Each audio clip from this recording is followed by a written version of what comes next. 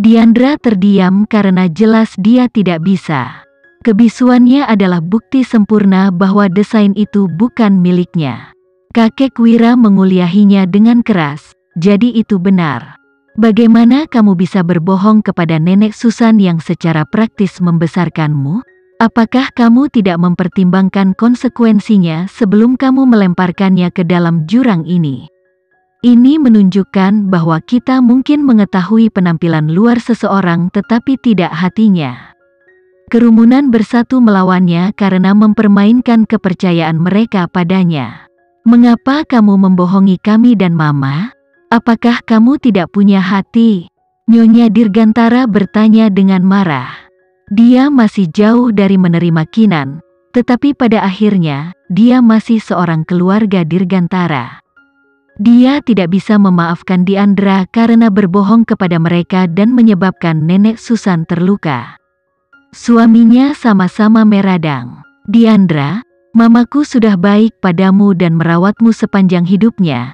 Jadi bagaimana kamu bisa menggunakannya secara praktis? Sebagai subjek uji mengetahui sepenuhnya bahwa desain yang kamu curi itu palsu? Kamu seharusnya berterus terang ketika Kinan memperingatkan kita. Bahayanya, kami benar-benar berpihak pada orang yang salah. Dia tidak punya hati karena hanya keuntungan yang dia lihat. Dia bahkan bisa menjual Nenek Susan, yang membesarkannya, demi mencapai keuntungan pribadinya. Tentu saja dia tidak punya hati. Kasihan Nenek Susan yang sangat mencintainya, dia pasti patah hati karena dikhianati oleh cucu angkatnya sendiri. Kami telah mengangkat serigala untuk menggigit kami di bagian belakang. Seperti yang diharapkan Kinan, keluarga Dirgantara dengan cepat menyalahkan Diandra. Pengkhianatan Diandra terhadap kepercayaan mereka menyalakan kemarahan mereka seperti korek api yang dilemparkan ke dalam genangan minyak. Keyakinan yang mereka miliki pada Diandra dari sebelumnya langsung berubah menjadi kemarahan.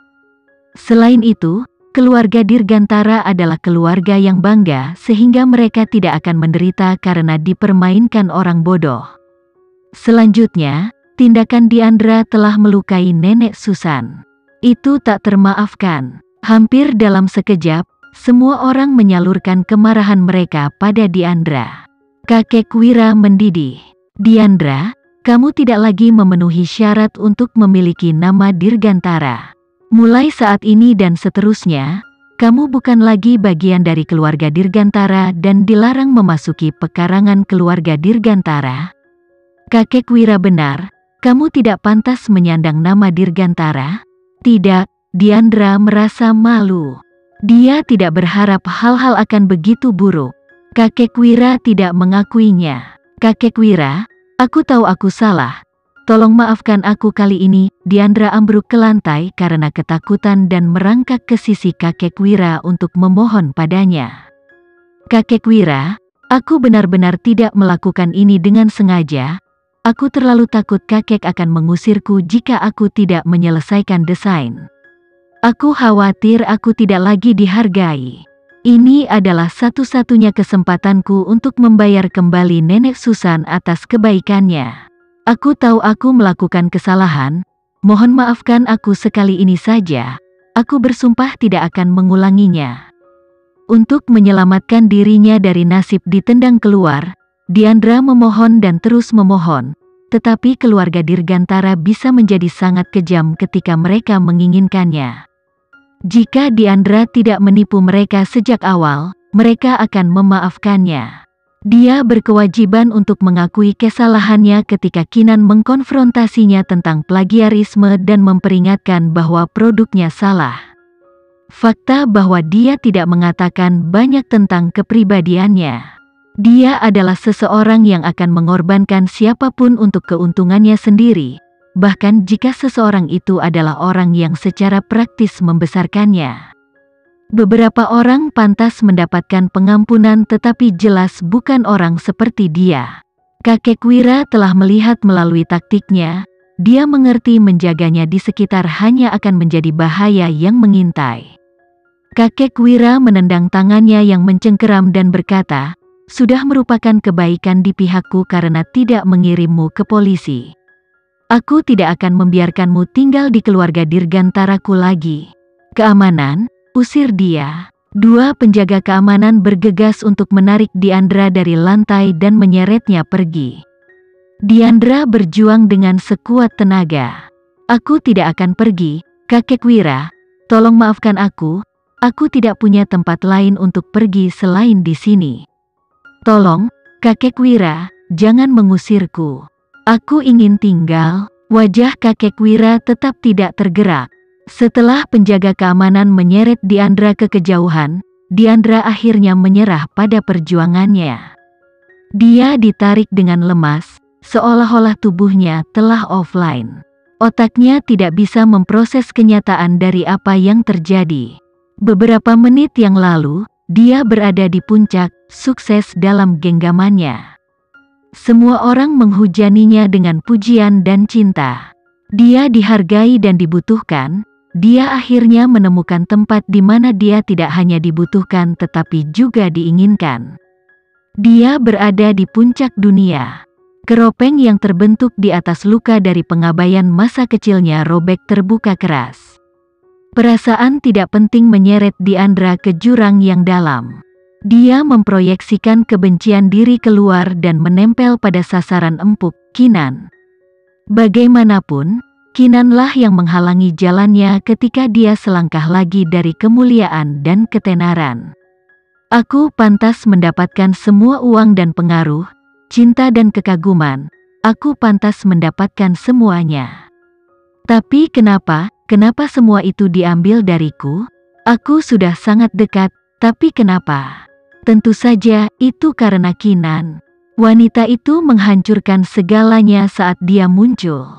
Ini semua salahnya. Kinanlah yang menghalangiku mendapatkan apa yang pantas aku dapatkan. Semuanya salahnya, itu pasti. Dengan tidak ada ruginya, Diandra menyerang Kinan, berteriak seperti wanita liar.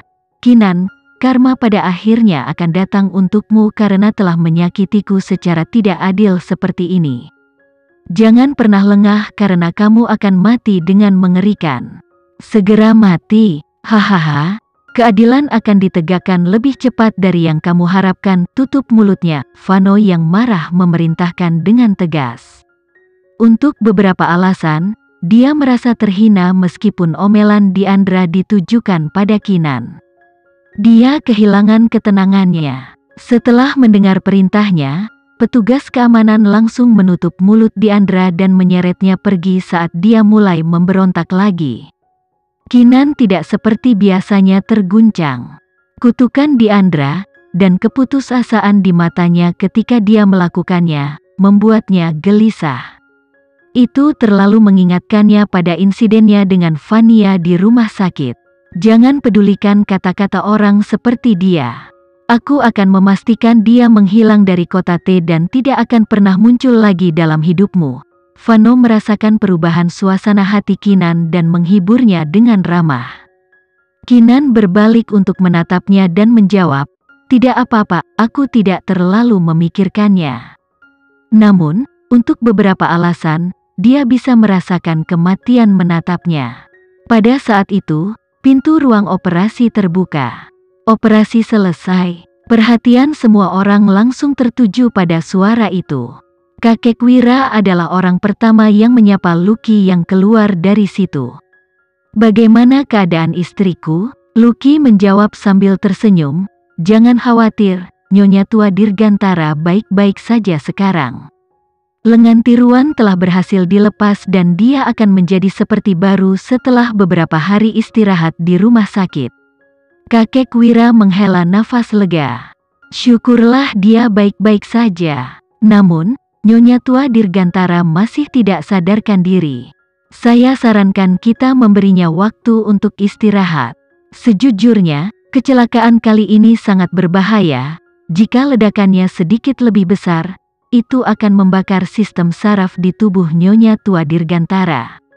Untungnya, kerusakan yang diderita cukup kecil. Lucky terus menjelaskan.